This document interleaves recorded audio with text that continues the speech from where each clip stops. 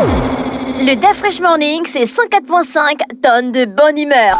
Tous les matins sur Urban FM.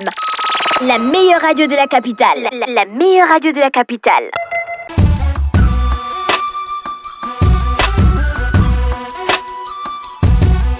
Vous êtes sur les 104.5 Urban FM, la station Urban On avec Jean-Paul. Jean-Paul, bonjour. Bonjour la fraîche. Comment tu vas ce matin? Ça va très bien. Alors le week-end, comment ça s'est passé? Le week-end, j'ai suivi un documentaire sur Netflix qui s'intitule The Game Changers. Ça parle de l'alimentation, le rôle de l'alimentation sur la santé des hommes et surtout les bienfaits de se passer de consommer de la viande. Vraiment, c'est... tu vois que moi, je suis un féru de poisson. C'est vraiment... Ouais, mais après, il y a des spécialistes de nutrition qui vont te dire qu'il y a des protéines dans la viande qui sont essentielles pour les muscles, pour le sang et tout ça. Ça, c'est... On dégamme aussi toutes ces soi-disant... On ne dit pas qu'il n'y a pas de protéines dans la viande. Mais si tu veux, la qualité des protéines qu'il y a dans les légumes sont meilleures que celles qu'il y a dans les viandes. D'accord? Et il n'y a pas que les protéines.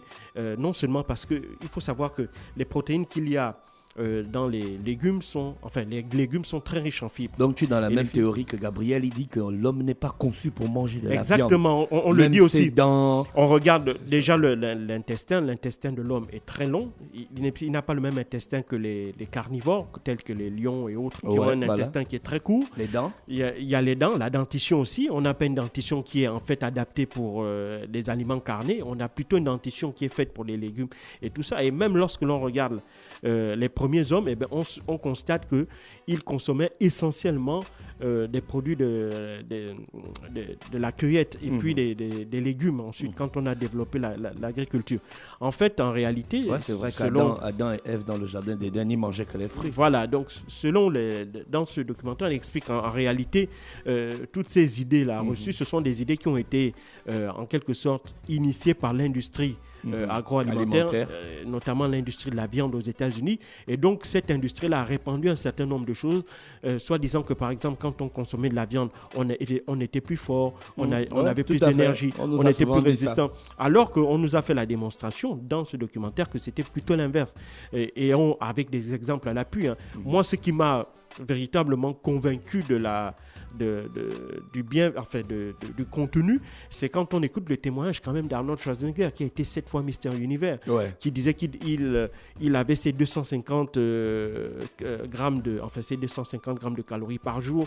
Il mangeait en moyenne 6 à 8 steaks par jour. Quand on dit les steaks américains, c'est pas nos petits steaks là. Non. Donc vraiment, lui, il était un féru de viande parce qu'il il pensait que c'était ça qui lui donnait la force et qui lui permettait justement de pouvoir réaliser les exercices qu'il faisait parce que c'était un athlète. Et puis après la soixantaine, il va commencer à voir que évidemment il y a les problèmes liés à l'hypertension artérielle, il y a les problèmes liés au diabète et tout ça qui commençait à pointer à l'horizon.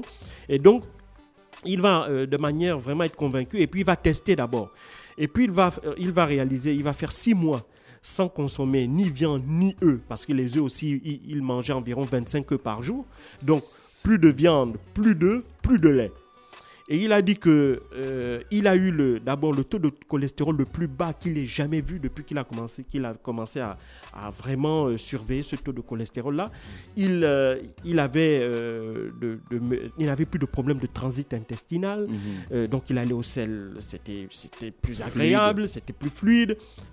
Il était plus résistant, il dormait mieux. Donc, il n'avait que des bienfaits. Ouais. Dans ça. Vraiment, il dit que ça a transformé sa vie. Et donc, ça lui a même donné du tonus au point où il est en capacité aujourd'hui de continuer à faire un peu d'exercice physique, plus comme avant, mais au moins il continue à... Mais malgré tous ces arguments-là, la viande, elle est bonne. Non, mais la viande, c'est un choix aussi. Non, moi, je ne suis pas comme les végans qui veulent absolument imposer ce choix alimentaire-là aux gens. Même si après, dans The Game Changer, on fait aussi la démonstration. Et c'est vrai que, par exemple, le méthane, qui est le deuxième gaz à effet de serre le plus répandu, vient essentiellement de l'industrie agroalimentaire, donc principalement de l'élevage de bovins. D'accord? Donc ça, c'est aussi et puis pour élever, pour répondre aux besoins de consommation de viande, il faut de plus en plus de bovins. Et pour les bovins, il faut non seulement détruire des forêts, parce qu'il faut planter du soja. Le soja, c'est justement le principal aliment pour ces bêtes-là. Et donc, pour nourrir ces bêtes-là, qui doivent ensuite permettre de nourrir l'homme, on détruit des espaces, notamment dans la forêt amazonienne, pour promouvoir... Donc, on dégrade la nature. Alors qu'on pourrait très bien utiliser des plantes qui sont qui demandent moins de destruction en termes de nature. Et il n'y a pas que la nature en elle-même, il y a l'eau aussi. Parce que pour pouvoir cultiver le soja, c'est une plante qui consomme énormément d'eau. Et même la plupart des aliments que l'on destine aux bovins, comme le maïs et autres, ce sont des aliments qui consomment énormément d'eau. Donc, tu vois que, en réalité, d'un point de vue biologique, physiologique, d'un point de vue sanitaire, d'un point de vue écologique, il y a plus de bienfaits à moins consommer de la viande ou à moins faire la promotion de la viande. Et donc, vraiment, ça, c'est là, tu as kiffé le documentaire. Oui, j'ai énormément. Ça a remis en perspective un certain nombre de préjugés que j'avais comme la plupart des gens. J'avais compris ça depuis que la viande n'était pas bon. Voilà pourquoi je mange beaucoup plus de poisson qu'autre chose. Effectivement. N'est-ce pas, René Rutbouche, ça va la tête? Ok, d'accord. Jean-Paul, l'actualité internationale. On va en Tunisie où ce pays-là depuis est sous le feu sous le feu des projecteurs, notamment depuis le 21 février, date à laquelle le président Kais Saïed Essebsi avait évidemment avait fait un discours dithyrambique. Quand tu cites son nom, j'ai l'impression que tu vas dire épilepsie. Non, pourquoi? Sepsi. Non, Kais Saïed Essebsi. Voilà. Il avait fait un discours dithyrambique contre les hordes de migrants qu'il accusait d'être des criminels qui étaient source de violence et de crimes et qui relevaient d'une véritable entreprise criminelle, et même que ces hordes de migrants allaient remettre en cause, si tu veux, l'identité arabo-musulmane de la Tunisie. Et donc, ce discours-là a été le déclencheur d'une véritable vague de haine à l'endroit des Africains subsahariens. Il faut savoir qu'il y a à peu près 21 000 Africains en situation irrégulière en Tunisie. La Tunisie étant l'un des points de passage privilégiés des migrants pour pouvoir se rendre notamment en Europe, notamment sur l'île de Lampedusa qui est à peu près à 150 km des côtes de Tunisie. Et donc, il faut savoir que les migrants africains ont commencé à choisir la Tunisie parce que dans un premier temps, ils passaient par le Maroc. Le Maroc a énormément durci les conditions de passage. Et donc, ensuite, avec l'effondrement du régime de Mohamed Kadhafi, les migrants ensuite utilisaient la Libye comme point de départ pour l'Europe via la Méditerranée. Mais en raison aussi le durcissement des conditions là-bas, et puis surtout qu'il y a un certain nombre de groupes terroristes et des groupes criminels qui utilisent les migrants pour alimenter, si tu veux, les réseaux mafieux, les migrants ont donc décidé, eux aussi, de ne plus privilégier la piste libyenne pour s'engager maintenant par la Tunisie. Et donc, la Tunisie a décidé, apparemment, elle considère que donc, ces migrants-là constituent donc un danger pour sa sécurité. Et donc, c'est dans ce cadre-là que le président Kais Saïed Essebsi avait fait son allocution télévisée dans laquelle, évidemment, il s'en prenait justement à ces migrants subsahariens-là. Même si le gouvernement tunisien, par la voix de son ministre des Affaires étrangères, a tenu à essayer de clarifier un peu les choses, c'est-à-dire que le gouvernement tunisien avait vocation d'assurer la sécurité des biens des personnes, de toutes celles qui sont sur le territoire tunisien, notamment pour les résidents légaux, c'est-à-dire ceux qui disposent d'un statut légal pour être sur le territoire tunisien. Par contre, les résidents illégaux, le gouvernement tunisien avait donc justement pour objectif de rapatrier vers leur pays d'origine tous ceux qui n'étaient pas titulaires d'un titre de séjour légal. Sauf que malheureusement, dans les faits, ce n'est pas ce qui s'est traduit sur le terrain, puisque des Africains d'origine subsaharienne ont été victimes de toutes sortes d'attaques, de toutes sortes de violences, y compris des violences physiques. Certains d'entre eux même se sont retrouvés expulsés de leur logement. On a plein de témoignages que l'on peut lire dans la presse, notamment la presse internationale. Certains d'entre eux ont également, comme je l'ai dit, fait l'objet de violences physiques. Certains même ont été arrêtés. Mais la plupart des arrestations concernent concerne les immigrants clandestins, ceux-ci sont arrêtés et évidemment feront l'objet d'un avis d'expulsion. Mais le drame dans cette affaire, c'est qu'il n'y a véritablement pas de distinction entre les Africains subsahariens étant en situation en situation de légalité, qui ont une situation de résidence légale, et d'autres qui sont en situation illégale. Et donc, de ce point de vue-là, du fait qu'il y ait cet amalgame-là, du fait que, évidemment, il y a cette espèce de violence-là qui se soit acharnée sur ces Africains subsahariens, eh ben, ça a poussé les gouvernements à répondre à l'appel de détresse de leurs compatriotes, dont une grande partie ont demandé à quitter le territoire tunisien à la suite des violences qu'ils subissent depuis le 21 février dernier. C'est ainsi que rien que la semaine dernière, à peu près 1 millier d'Africains subsahariens ont déjà quitté la Tunisie, principalement de la Guinée, du Mali et de la Côte d'Ivoire. D'autres pays sont également en train de s'organiser pour mettre en place des ponts aériens pour essayer de récupérer leurs ressortissants qui souhaitent quitter définitivement la Tunisie. Mais il faut rappeler que ces départs, jusqu'à présent, sont des départs volontaires. Il ne s'agit pas de forcer ces ressortissants-là qui sont en situation régulière à quitter la Tunisie, mais uniquement ceux qui estiment qu'ils ne se sentent plus en danger ou qu'ils ne s'y sentent plus à l'aise pour continuer à mener l'activité qu'ils faisaient, soit étudiants, soit ceux qui avaient même un titre de séjour et qui avaient même un emploi.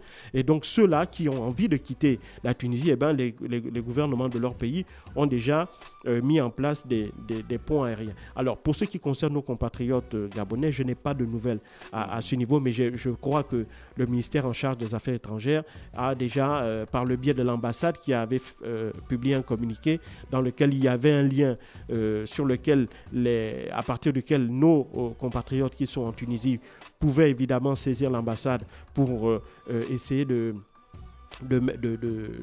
mettre en place, de bénéficier des moyens d'un retour au Gabon. Pour le moment, on n'a pas de nouvelles concernant le nombre de personnes qui seraient actuellement, qui auraient suscité leur envie de rentrer au pays. Mais ce qui est sûr, c'est que cette situation-là met à mal la Tunisie et surtout crée des tensions entre la Tunisie et notamment l'Union africaine. Il faut savoir que le président de la Commission de l'Union africaine, M. Moussa Faki Mahamat, avait critiqué les propos du président tunisien, les qualifiant même de violents et de racistes. Évidemment, tout ça dans un contexte où le président Kais Saïed est déjà même sur le plan intérieur accusé de dérive autoritaire. Il faut savoir qu'il avait modifié la constitution pour se tailler une constitution où il disposait de pouvoirs très très élargis, pour ne pas dire de la quasi-totalité des pouvoirs. Et donc à l'intérieur de cette Tunisie-là, évidemment, il y a eu aussi une vague de protestation de la part des Tunisiens. On a assisté à certaines manifestations le week-end dernier appelant à mettre fin aux actes racistes prônés par le président Kaïs et aussi à la volonté de promouvoir la protection des étrangers qui résident en Tunisie et surtout faire la promotion de la paix et de l'unité entre Africains, parce que la Tunisie fait partie du continent africain. Elle est intégralement dans le continent africain. Et donc, c'est un peu dans ce climat-là explosif, à la fois intérieur et extérieur, intérieur entre le pouvoir tunisien et l'opposition, qui est, comme je l'ai dit, taxé de dérive autoritaire, et puis aussi cette tension qui vient s'ajouter avec les autres pays africains, notamment à la suite des propos que je trouve particulièrement durs de la part du président tunisien à l'endroit des étrangers d'origine subsaharienne, d'Afrique subsaharienne. Et évidemment, tout ça n'arrange pas les affaires de la Tunisie, qui traverse une grave crise institutionnelle, économique, politique et sociale. Et donc, ajouter à cela une crise diplomatique, ce n'est pas quelque chose qui est de bon augure pour l'avenir, je pense, à court terme de ce pays-là. Et je crois que les autorités tunisiennes gagneraient énormément à essayer de calmer le jeu en essayant d'expliquer, essayant, même s'ils veulent rattraper même s'ils essaient de rattraper les propos que je trouve totalement inqualifiable du président Saïd, mais il gagnerait quand même à faire profil bas. Or, nous avons constaté que lors de la réunion des ministres des Affaires étrangères de la Ligue arabe, la Tunisie avait même demandé en quelque sorte le soutien de la Ligue arabe pour évidemment le soutenir dans cette espèce de vague d'indignation qui t'appelle le pays. C'est à croire que véritablement ils ne comprennent pas, ils n'ont pas vraiment saisi la portée destructrice des paroles du président Kaïs sur l'ensemble des pays d'Afrique subsaharienne. Mais ce qui est clair, c'est que cette situation ne fait que fragiliser la situation d'une Tunisie qui est déjà en flux tendu depuis plusieurs mois. Merci Jean-Paul qui revenait sur l'actualité internationale ce matin sur les 104.5 Urban FM. La station urbaine dans Luda Fresh Morning. Nous on fait un tour en musique et on se retrouve juste derrière. Restez connectés. Le Da Fresh Morning, c'est 104.5 tonnes de bonne humeur. Tous les matins sur Urban FM. La meilleure radio de la capitale. La meilleure radio de la capitale.